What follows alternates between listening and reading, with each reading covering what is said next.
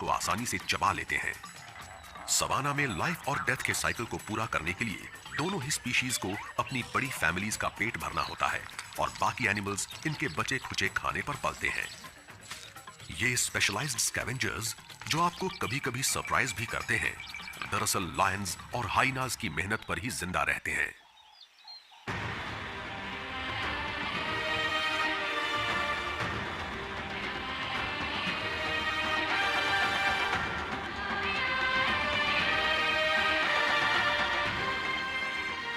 Wildlife icons. Life in the leftovers. Africa की food chain में सबसे ऊपर है किंग ऑफ बीस्ट्स लायन। ये एक्सपर्ट प्रेडेटर्स पावरफुल हैं और डेंजरस भी। ये अफ्रीका के सबसे बड़े और सबसे ज्यादा डेंजरस एनिमल्स का शिकार करते हैं और दूसरे कार्निवोर्स को डोमिनेट करते हैं, जिससे इन्हें भरपेट खाना मिले और ये जिंदा रहें। जब कोई लायनेस शिकार करने निकली हो तो उसकी कुछ चीजें बहुत इंप्रेसिव होती हैं।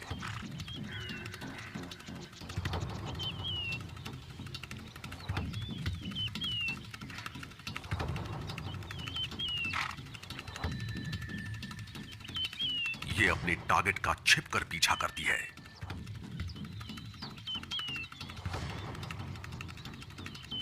और नजदीक पहुंचकर अटैक करती है।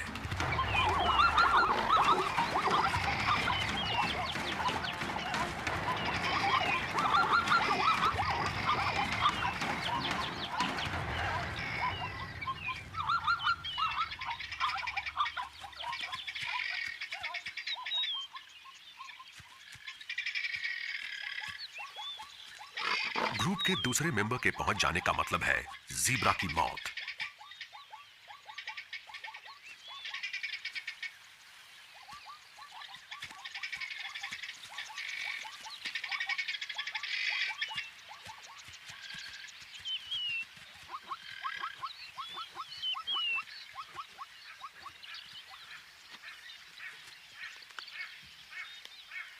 दुनिया भर में लायंस एक रॉयल एनिमल के तौर पर फेमस हैं और पूरे सवाना में इनके बड़े बड़े ग्रुप्स क्लोज निट फैमिलीज के तौर पर मौजूद हैं।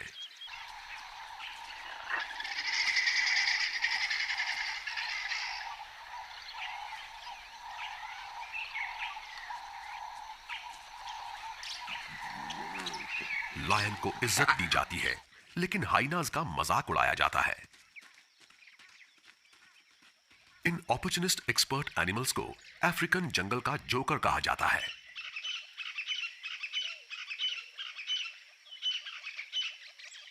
बहुत से लोगों ने इन्हें सनकी और मीन कहा है और इनकी रेपुटेशन बहुत खराब है, लेकिन सच्चाई ये नहीं है। ये स्कैवेंजर्स नहीं बल्कि एक्सपर्ट हंटर्स हैं और 95% शिकार करके ही अपना पेट भरते हैं।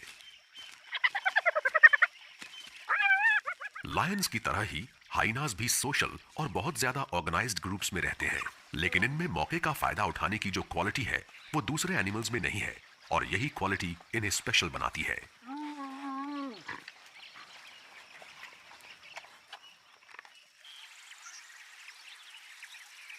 हाइनास और लायंस के बीच अगर कंपटीशन है तो वो एक दूसरे के साथ कोऑपरेट भी करते हैं।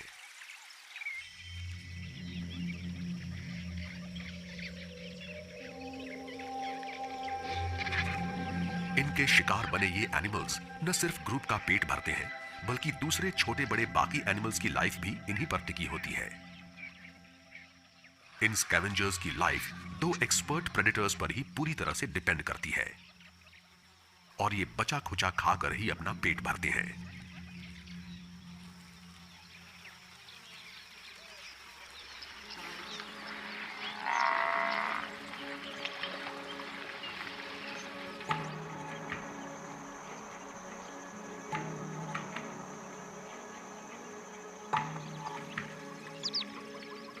लायंस का ग्रुप दोपहर में आराम करता है और इस दौरान इन्हें खेलने और आपस में घुलने मिलने का बहुत वक्त मिलता है।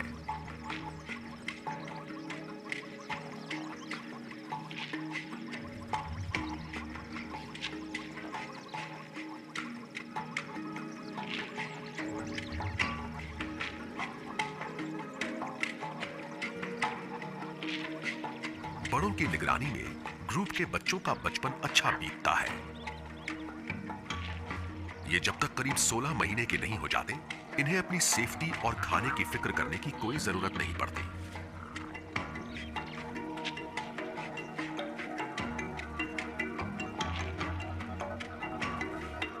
इनकी मां की जिंदगी इसी ग्रुप में अपनी फीमेल रिलेटिव्स के साथ बीती है और बच्चों को बड़ा करने में उसे अपनी सिस्टर्स से हेल्प मिलेगी।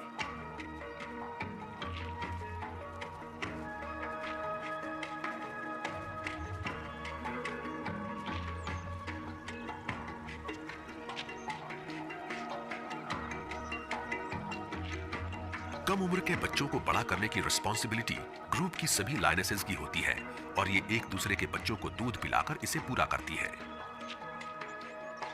हालांकि इनका कोई ब्रीडिंग सीजन नहीं होता, लेकिन ग्रुप के अंदर बच्चों के पैदा होने में एक सिंक्रोनाइजेशन जरूर होता है। लायनेसेस एक बार में 1 से 4 तक बच्चे देती हैं। एक साथ पैदा हुए सभी बच्चे एक ही साइज के होते हैं, जिससे पेट भरने के लिए उनमें कोई फाइट नहीं होती और जिंदा रहने के लिए सबको एक जैसे चांस मिलते हैं। हालांकि बच्चे 2 महीने के होते ही मीट खाना शुरू कर देते हैं, लेकिन मां का दूध वो 6 महीने के हो जाने के बाद ही छोड़ते हैं।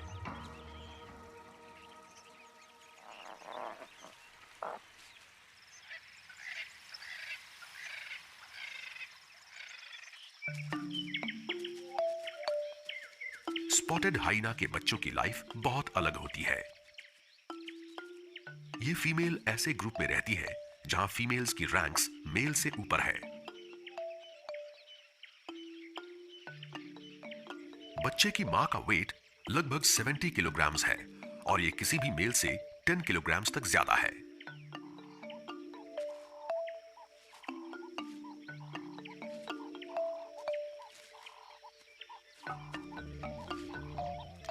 ये बच्चे मौका मिलते ही बाहर की दुनिया को एक्सप्लोर करना शुरू कर देते हैं। हाइना के ग्रुप जब शिकार पर जाते हैं तो इनके बच्चों के पास देख रेख के लिए कोई नहीं होता, इसलिए ये उन्हें जमीन के अंदर छुपी डेन्स में छोड़ जाते हैं।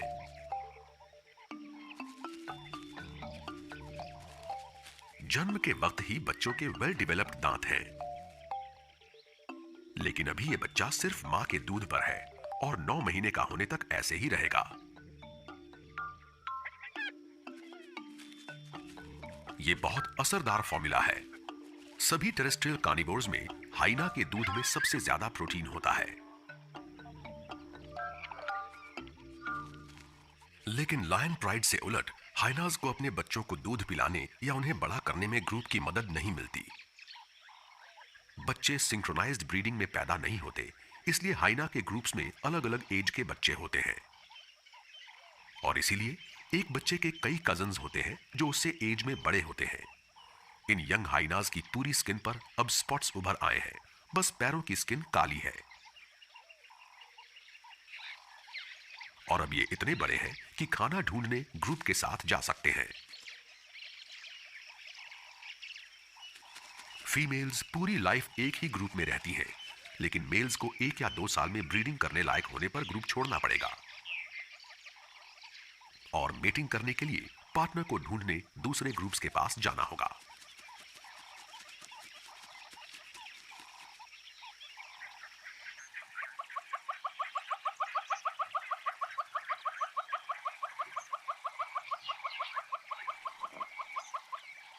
लायन की फीमेल कब्स सारी जिंदगी इसी ग्रुप में रहेंगी, लेकिन मेल हाइनास की तरह ही इनके भाइयों को 3 साल की उम्र में अपने लिए नया ग्रुप ढूंढना होगा। कंट्रोल करने के लिए इन्हें दूसरे मेल्स के साथ लड़ना होगा। ग्रुप्स पर कंट्रोल करने की फाइट के रिजल्ट्स बहुत भयानक हो सकते हैं।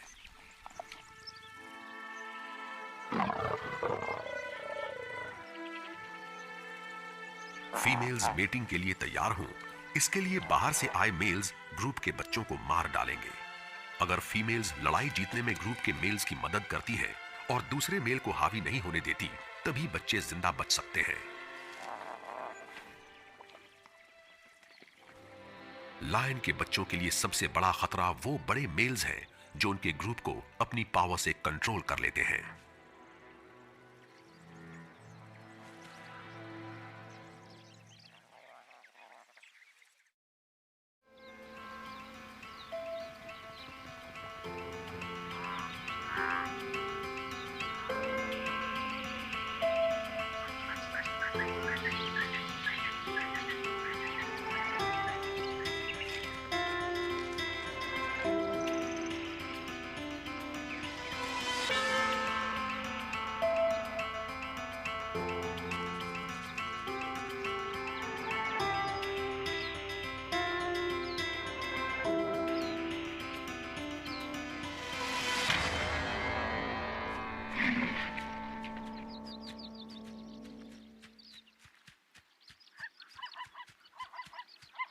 पूरे सवाना में सबसे बड़े और सबसे ज्यादा शानदार एनिमल्स को कभी कभी अपनी ही स्पीशीज से खतरा होता है। मेल राइनो एरिया के लिए होने वाली लड़ाई में अपने बड़े हॉर्न्स को यूज करते हैं और ये फाइट जानलेवा भी हो सकती है। ये मेल पीछा करते ओपोनेंट से बचकर भाग नहीं पाया।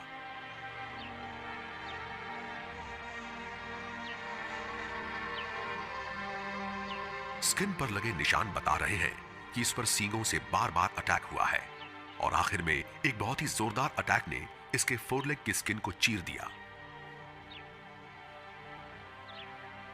सभी एनिमल्स की तरह सवाना के जायंट्स भी आखिर में मरते ही हैं। और ऐसे मौके पर स्पॉटेड हाइनास अपनी सभी क्वालिटीज को पूरी तरह से यूज करते हैं। स्मेल करने और सुनने की अच्छी सेंस का मतलब है मरने वाले के पास सबसे पहले पहुंचना। एक यंग मेल बड़ी होशियारी से आगे बढ़ता है। खाना सामने है लेकिन यह जगह डेंजरस है। लायंस भी दूर से स्मेल कर लेते हैं और वो ऐसा खाना भी छोड़ते नहीं हैं। लेकिन रास्ता साफ है। ग्रुप के दूसरे मेंबर्स भी फौरन आ जाते हैं।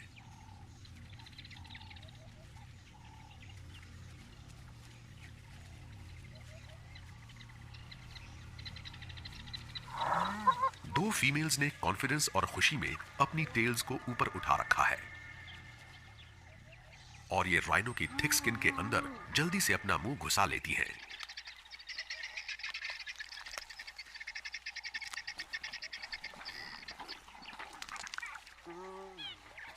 हायर रैंक्स का मतलब है पहले नंबर पर सबसे बढ़िया खाना।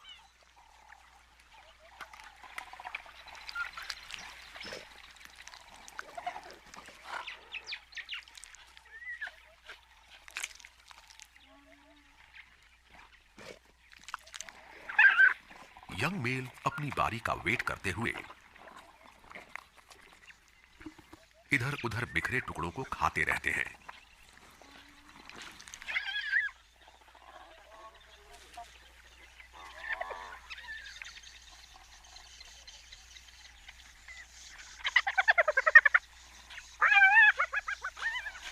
हाइनास अपने कार्यासियल्स यानी चेक टीथ से टफ स्किन को भी चीर लेते हैं और राइनोस की स्किन सभी एनिमल्स में सबसे ज्यादा टफ होती है। स्किन को चीरने के बाद आखिर इन्हें अंदर का फैटी फ्लैश मिल ही जाता है।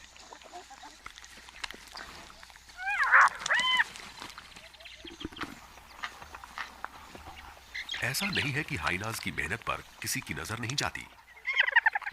कुछ एनिमल्स की लाइफ लायंस और हाइनास से बचने में बीतती है और कुछ की उन्हें ढूंढने में।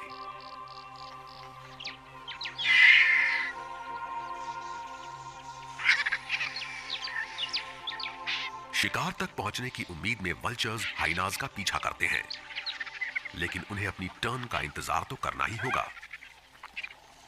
और उस मेल हाइना को भी जिसे कार्कस सबसे पहले मिला, ये फैमिली से बाहर का है। इसने तकरीबन 3 साल में अपना ग्रुप छोड़ दिया था। बहुत लंबी जांच परख के बाद आखिर में उसे ग्रुप में शामिल कर लिया जाता है, लेकिन एक मेल होने के नाते इसका रैंक सभी अडल्ट फीमेल से कम है। और क्योंकि ये इस ग्रुप में पैदा नहीं हुआ है, इसलिए ये बाकी सभी मेल से भी कम रैंक पर है। बस खाने के लिए ललचाते इन वल्चर्स से इसका रैंक ऊंचा है। इसने भी खाने को ढूंढने में बहुत मेहनत की है, लेकिन ये फीमेल्स के सामने मरे हुए एनिमल पर प्राइम प्लेस के लिए चैलेंज करने के मूड में नहीं है। ये फैमिली बहुत लकी है कि इसे राइनो का कार्कस मिल गया है। इससे कई दिन तक इनका पेट भरा रहेगा।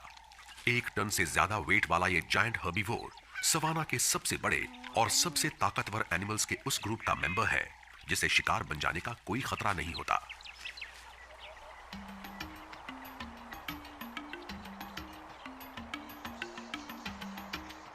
इस हैवी वेट वाले ग्रुप में है राइनोज, हिप्पोज,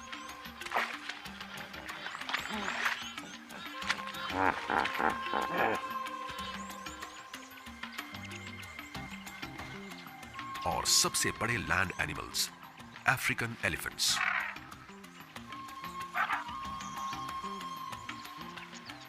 5 टन के इस एलिफेंट को न शिकार होने का खतरा था और न सेफ्टी की फिक्र, लेकिन इसका भारी भरकम साइज इसे ओल्ड एज से नहीं बचा पाया। सबसे पहले लायंस के ग्रुप ने पेट भरा और फिर हाइनास की बारी आई। अब जो बचा है उससे बाकी सब अपना पेट भरेंगे।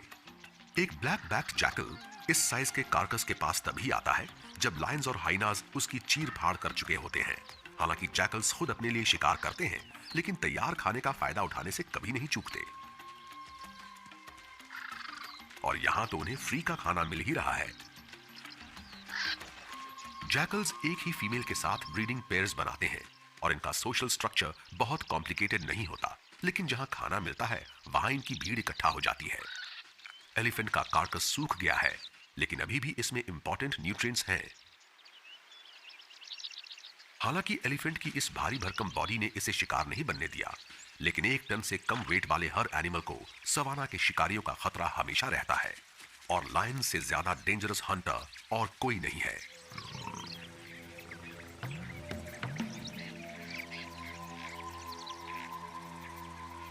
ग्रुप की एक लायनेस ने एक वॉटहॉग को मारा है और 2 महीने बड़े ये बच्चे पहली बार मीट को टेस्ट कर रहे हैं।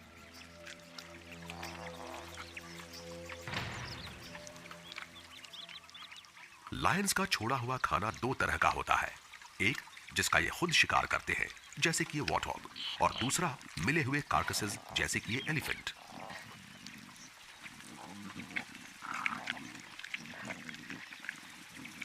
सवाना के आधे से ज्यादा प्रेडेटर्स के खाने में वॉटहॉग जैसे वेट के एनिमल्स ही होते हैं।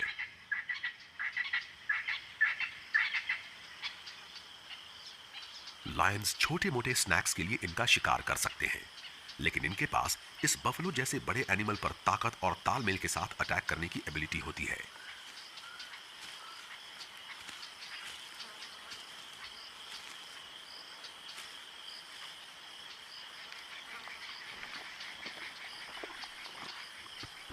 कुछ ग्रुप्स को 70% खाना ज़ीब्रा, जिराफ और बफलो जैसे 300 किलोग्राम से भी ज्यादा वेट वाले एनिमल से ही मिलता है।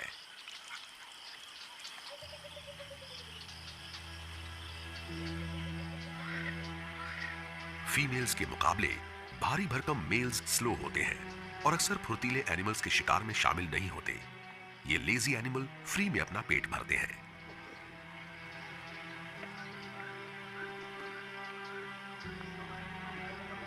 तकरीबन 800 किलोग्राम वेट के बफलो को मार गिराने के लिए जबरदस्त ताकत का होना जरूरी है।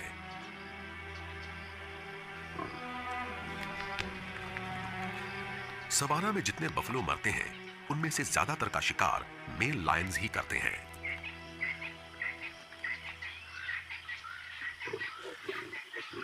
ये अकेला इस बफलो को पूरा खत्म नहीं कर सकता, इसलिए ग्रुप की लायनेसेस अब अपना हिस्सा लेने आ गई हैं।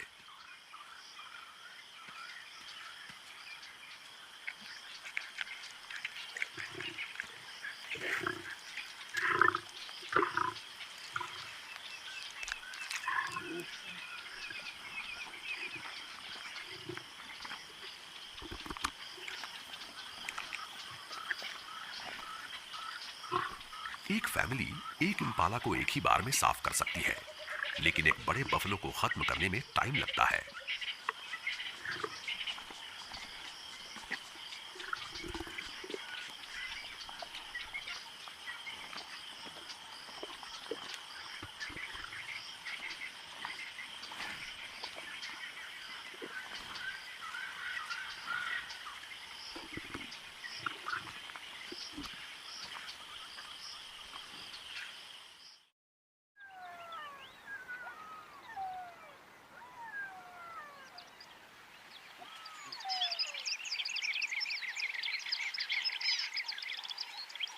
शाम होते ही जैकल्स बाहर निकलने लगते हैं।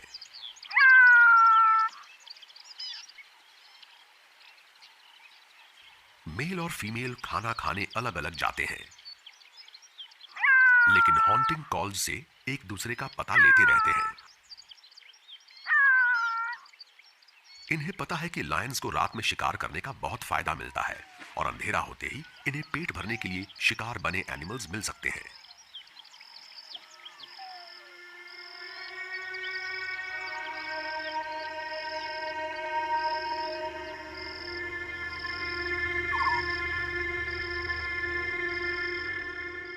आज लक इनके साथ है। भरपेट खा लेने के बाद ग्रुप बफलो के कार्कस को छोड़ के चला गया है और अब मेल जैकल इसकी दावत उड़ाएगा।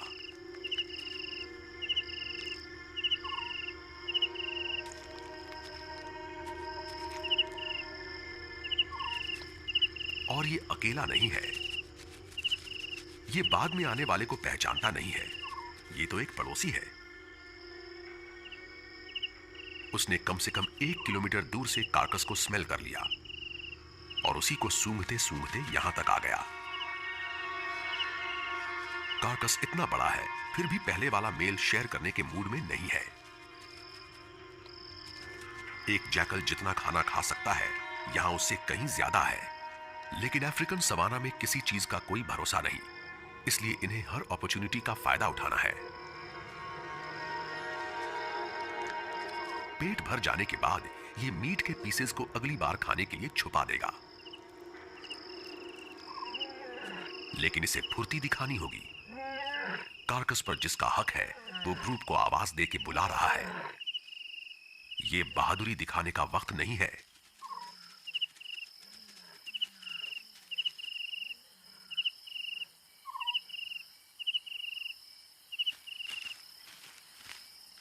लायंस ने फिर से कार्कस पर कब्जा कर लिया है। हाइनास से अलग लायंस के ग्रुप में खाने पर मैच्योर मेल्स का हक रहता है, लेकिन यहां ग्रुप के बड़े मेल का पेट अभी भी भरा हुआ है, जिससे फीमेल्स और बच्चों को आराम से खाना खाने का चांस मिल गया है।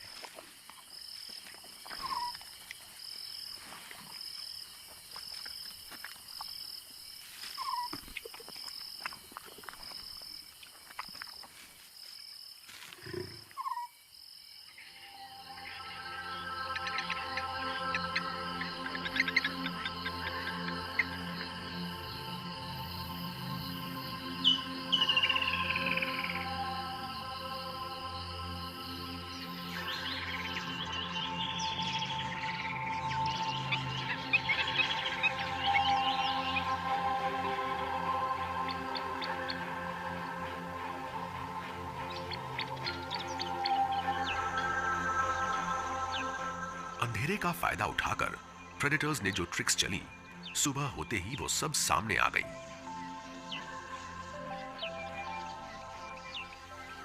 रात में एक यंग बेसबॉक सफा चट कर लिया गया। लायंस ने कार्कस के सबसे अच्छे पार्ट्स को पूरी तरह से खा लिया है।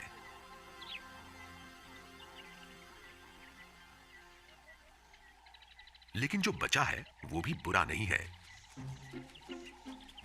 और बचे खुचे खाने की छानबीन करने के लिए वॉटहॉग्स की एक पूरी फैमिली यहां आ गई है।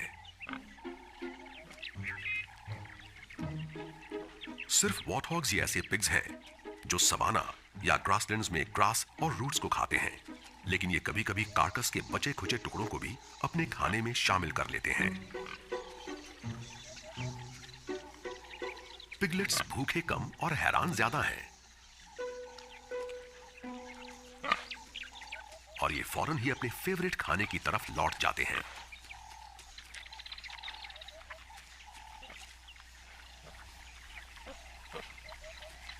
कोई और दिन होता तो ये वॉटहॉग्स शायद लायन का शिकार बन गए होते,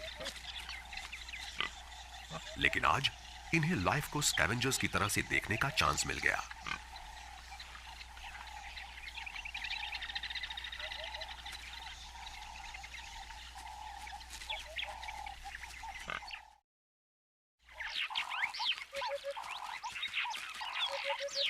पेट भर जाने से पहले लायंस कार्कस को नहीं छोड़ते, लेकिन सवाना में लेपर्ड्स और चीता जैसे ऐसे शिकारी भी हैं जो किसी खतरे का एहसास होते ही अपने शिकार को छोड़कर भाग जाते हैं। इससे दूसरे एनिमल्स को बढ़िया चांस मिल जाता है अगर वो हाइनास को हरा देते हैं तो। एक लेपर्ड ने इस इम्पाला का शिकार किया और छोड़कर भाग गया। अब ये हुडेड वल्चर्स इसका पूरा फायदा उठा रहे हैं। ये वल्चर्स की कई स्पीशीज से साइज में छोटे हैं और उनसे 1 घंटे पहले ही खाना खाने निकल पड़ते हैं। इन दोनों के लिए जो जागेगा वो पहले पाएगा वाला केस है। हुडेड वल्चर्स कार्कस पर सबसे पहले पहुंचते हैं, जिससे इन्हें अपने से बड़े और पावरफुल कजन से फाइट नहीं करनी पड़ती। ये मीट के टुकड़ों को खाने के लिए अपनी शार्प स्लेंडर बीक्स को यूज करते हैं और हर रोज 300 ग्राम्स तक खाना खा लेते हैं। इन्हें दिन के अर्ली स्टार्ट और तेज आईसाइट का फायदा मिल गया है। लेकिन फ्री का खाना बटोरने वाले सिर्फ वल्चर्स ने ही कार्कस तक पहुंचने के लिए हाइनास और जैकल्स को नहीं हराया।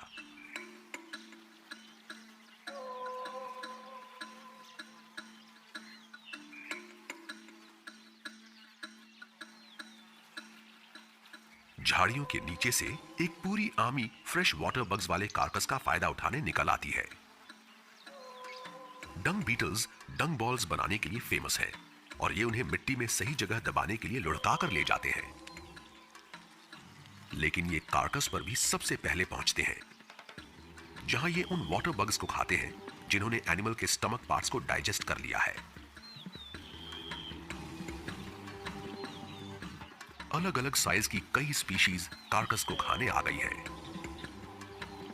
लेकिन ये यहां सिर्फ डंग के लिए नहीं आई। कई बीटल्स यहां कार्कस का मीट और फैट भी खाएंगे और जैकल की तरह ही कुछ बीटल्स मीट के टुकड़ों को अपनी बरोज में छुपा देंगे। डंग बीटल्स अपने एंटीने की तरह के सेंस रिसेप्टर्स की वजह से फ्रेश कार्कस पर सबसे पहले पहुंच जाते हैं। यहां इंसेक्ट्स इन्हें घेर लेते हैं। विल्डबीस्ट के इस कार्कस ने लायंस के एक छोटे ग्रुप का और बहुत से बड़े स्कैवेंजर्स का पेट भरा है और अब इस स्टेज पर बहुत तरह के इंसेक्ट्स इसे खा रहे हैं।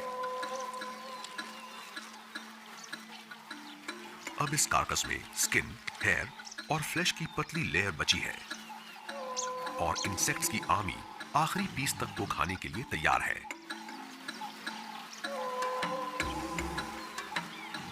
मैगट्स के लिए ये एक अच्छी नर्सरी है और फ्लाइज यहां अपना पेट भरेगी और एग्स भी दे देंगी। अलग अलग स्पीशीज के बीटल्स कार्कस के आखिरी पीस तक को खाएंगे। ये हेयर की लेयर्स को छीलकर नीचे के टिश्यू तक पहुंचेंगे और देखते ही देखते कार्कस पूरी तरह से साफ हो जाएगा।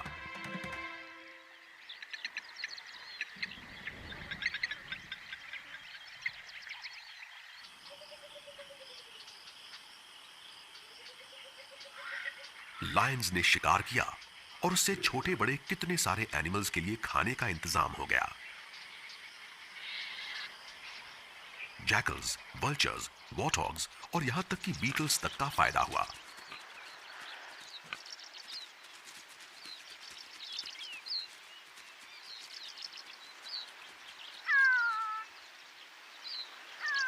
लायंस और हाइनास की वजह से जो अपॉर्चुनिटीज मिली, उनका फायदा उठाने के लिए कुछ को रेस लगानी पड़ी, लेकिन दुनिया के सबसे बदनाम स्कैवेंजर्स को खाने के लिए पेशेंस रखना पड़ता है। राइनो के इस कार्कस पर अपनी टर्न का वेट करते हुए भूखे व्हाइट बैक्ड वल्चर्स को पूरा एक दिन हो गया है।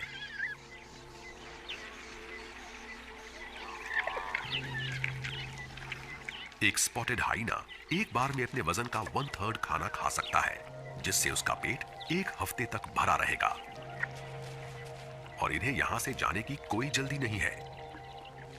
कभी ये राइनो भारी भरकम था, लेकिन अब ये खत्म हो चुका है। हाइनाज ने इसकी हिप बोन को चबा लिया है। इससे उनके जबड़ों और प्रीमोलर्स की स्ट्रेंथ का पता चलता है। अब कार्कस पर मीट कम रह गया है, जिससे कंपटीशन भी खत्म हो गया।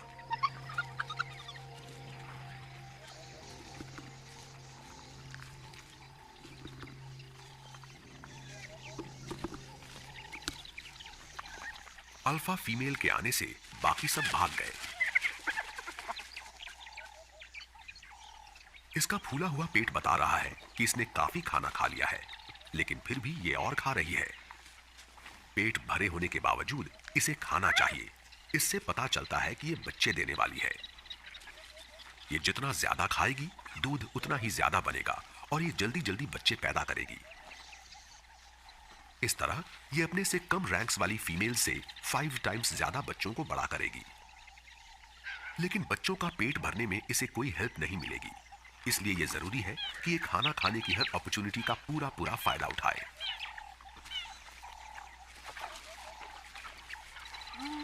भर पेट खा लेने के बाद अल्फा फीमेल और ग्रुप के हाई रैंक वाले मेंबर्स चले जाते हैं। आखिर इस यंग मेल की बारी आ ही गई। बिना टाइम वेस्ट किए ये सीधा शिकार के पास पहुंच जाता है और खाना शुरू कर देता है।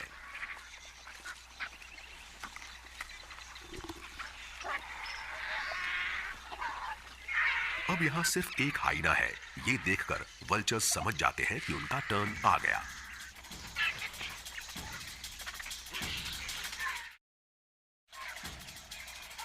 कभी कभी सबसे ज्यादा पावरफुल कार्निवोर्स भी दूसरे स्कैवेंजर्स से डर जाते हैं।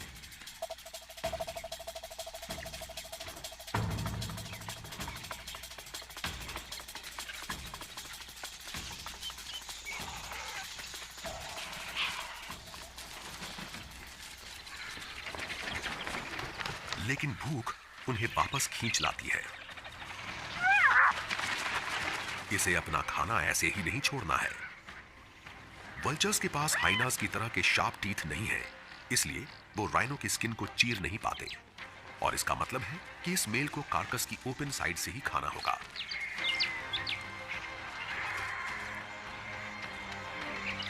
भर पेट खा लेने के बाद वो चला जाता है और कार्कस पर वल्चर्स टूट पड़ते हैं।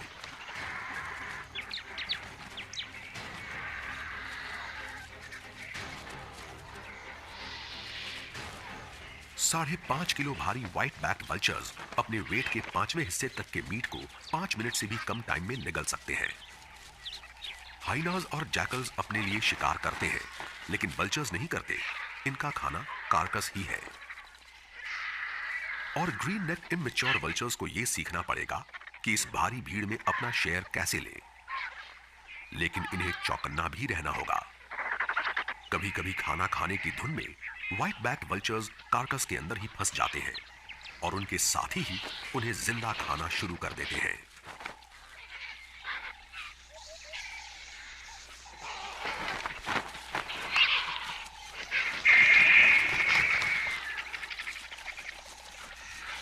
एक काफी बड़ा करीब 9.5 किलोग्राम का केप वल्चर भीड़ में घुसता है। एक्साइटमेंट में इसकी गर्दन का रंग लाल हो गया है। नॉर्मली केप वल्चर्स अपने बड़े साइज से व्हाइट बैक वल्चर्स को डराते हैं, लेकिन इस भारी भीड़ में इस बड़े वल्चर को जगह ही नहीं मिल रही। हाइनास ने जो छोड़ा उसे ये सब वल्चर्स मिलकर खत्म कर देंगे।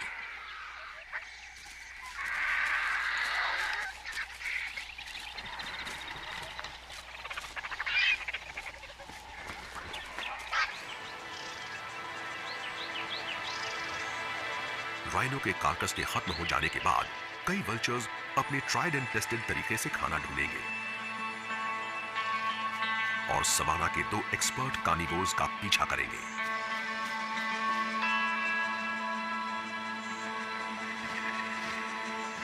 जब तक खाना नहीं मिलता, पेट भरने के लिए ये सवाना के एक्सपर्ट प्रेडेटर्स पर ही डिपेंड करेंगे।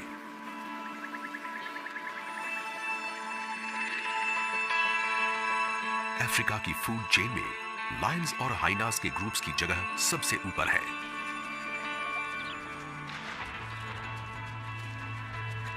इन्हें अपने और अपनी फैमिली के लिए खाना जुटाने में बहुत मेहनत करनी पड़ती है, इसलिए ये ज्यादातर उन बड़े एनिमल्स का शिकार करते हैं जिन्हें कोई दूसरा नहीं मार पाता।